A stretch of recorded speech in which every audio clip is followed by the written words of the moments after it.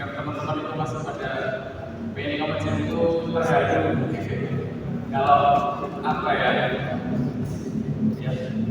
ini baru sekali saya mengikuti biasanya apa ya, terhadir aja sih dengerin teman-teman masih sering ke masjid.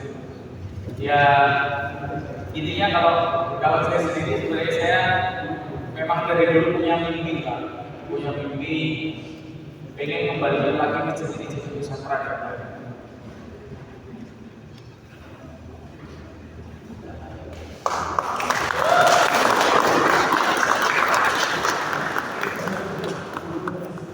Pengen anak-anak kita itu balik lagi artinya berkawal masjid. Kenapa? Ya di luar sana anak muda sekarang ya, yang pengen itu bantuan, yang pengen itu maksiatan. Amar ma'ruf nahi munkar itu nggak pengen secara serius.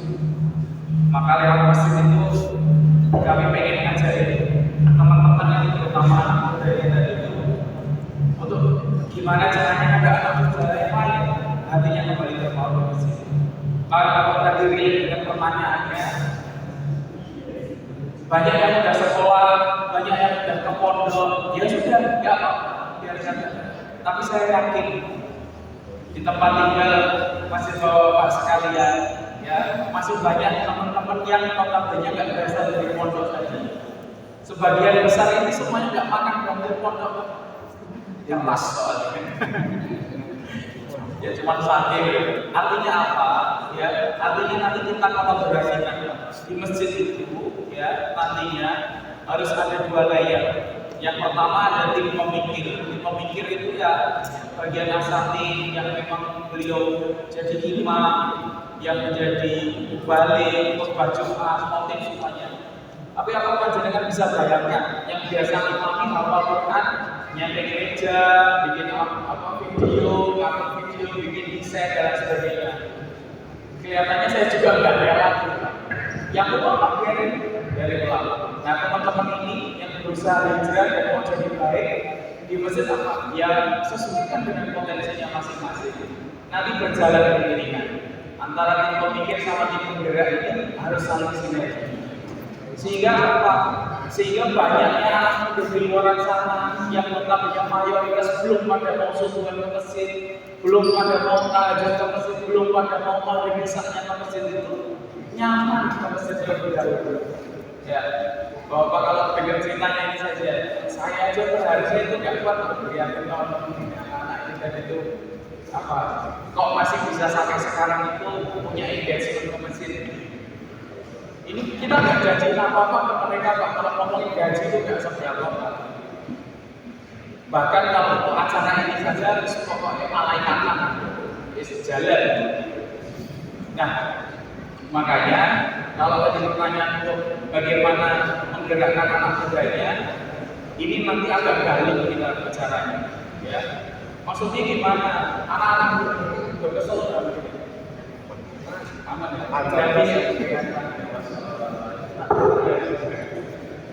Nah, artinya apa? Artinya kita itu sekarang anak-anak muda teman-teman ini tidak hanya butuh fasilitasi. Jangan mau punya harta banyak, mau fasilitasi umroh, mobil, rumah, peralatan, media, itu nggak sekedar itu.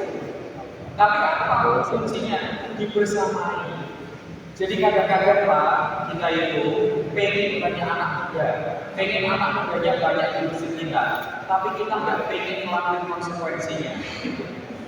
Apa? Kita pengen banyak anak muda, tapi kita nggak pengen jalanin konsekuensinya.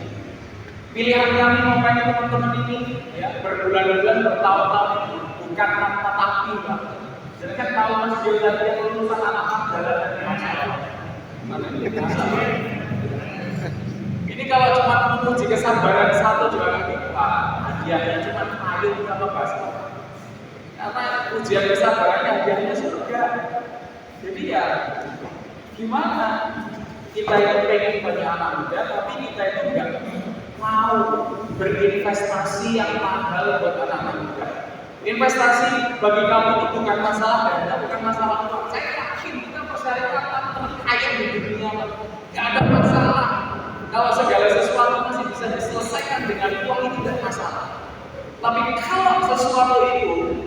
nggak bisa lagi diselesaikan dengan uang, itu masalah. Artinya apa? Ya, ada sesuatu yang jauh lebih mahal dari sekedar uang. Apa itu waktu? Maka saya tanya kepada para asatidz, para bapak sekalian, siap nggak berinvestasi waktu untuk mengangkat anak-anak muda generasi muda seperti ini? Nah, perlu dijawab, tapi mari kita merasakan bareng-bareng.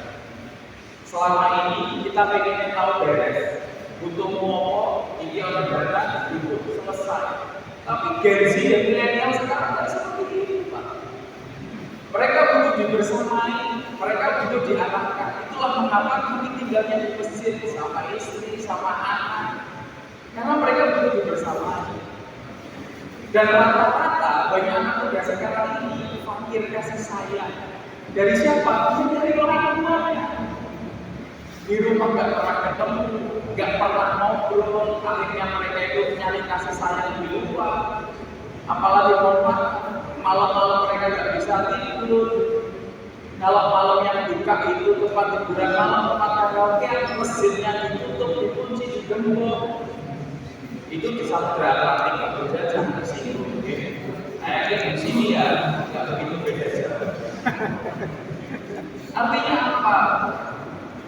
Mereka butuh waktu untuk kita membersamai, butuh intensitas kita sebagai orang tua, ya, untuk mengarahkan mereka. Dan di luar kita ini, ketika banyak orang yang belum hijrah, belum berubah, belum mau berada di jalan Tuhan, berarti mereka itu menentang dakwah juga, tapi mereka belum tahu dan belum paham. Maka tugas kita adalah berinvestasi waktu, membersamai anak-anak muda ini sampai mereka benar-benar paham. Saya bisa katakan kenapa saya sampai ke hari itu, karena saya ingat membersamai Mas Dida, Mas Dio, dari 4 tahun yang lalu dengan berbagai keinginannya, dengan berbagai mimpinya, dengan berbagai kerendemannya, Masya Allah. Nah, artinya apa? Ketika pertanyaannya itu bagaimana kalau kita harus investasi waktu yang berapa?